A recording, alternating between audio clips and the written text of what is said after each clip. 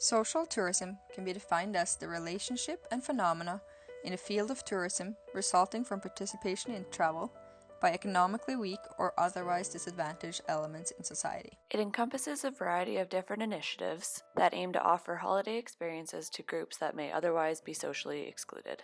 So you may be asking yourself what social exclusion is. It can be defined as a dynamic process of being shut out, fully or partially, from any of the social, economic, political, and cultural systems which determine the social integration of a person in society. This could include people who deal with emotional, financial, or health issues. Tourism can be a contributor to the enhancement of social policy to increase social and family capital that is underdeveloped, and for those who are socially excluded. Social tourism practices vary in different parts of the world.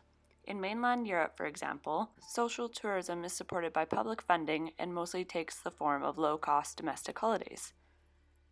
In these countries, the basis for provision is the perceived right of all to enjoy tourism. Social tourism is provided on the grounds that it increases equality between groups of society. It also creates opportunities for relationship building, personal development, and social integration. In the UK and US, social tourism is a less well-known phenomenon and is rarely publicly funded due to the fact that tourism is seen as a discretionary activity to which no right exists. So basically, it comes down to whether it can confer net benefits to society as a whole. So what are the potential benefits that social tourism can create? Improvement in family relations through increase in family capital. Family capital is determined by the stability of the family on one hand and the social contacts of the parents on the other. Decrease in behavioral issues. A holiday can reduce undesirable characteristics and change values and behaviors through an experiential or situated learning process. Social tourism can create opportunities for people to learn new behaviors, which can reduce their social exclusion and enhance self-esteem. Social tourism can also be linked to better employment opportunities, thus creating net benefits for society. It can yield cost savings in the future by reducing direct costs, like healthcare, and to indirect and opportunity costs, such as improving mental health and unemployment. These benefits are possible when considering social tourism as a long-term investment.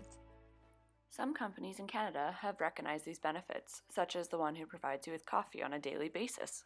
Look around, some of you may even have a cup right now. If you're thinking Tim Hortons, you're correct.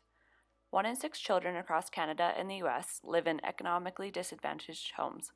For these children, opportunities and environments that promote their growth into healthy individuals are often limited. Every year, the Tim Hortons Children's Foundation sends 15,000 kids to camp at no cost to them or their families.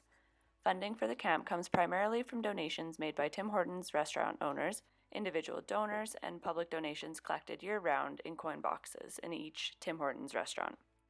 The largest single fundraising initiative is Camp Day, a 24-hour period when restaurant owners donate the proceeds of all coffee sales and public donations to the foundation. Campers learn to make positive decisions and take responsibility for their actions, show respect for themselves, others, and the environment, contribute to their families, schools, and communities, build healthy relationships and demonstrate empathy, try new things, and be confident in their ability to shape their own futures.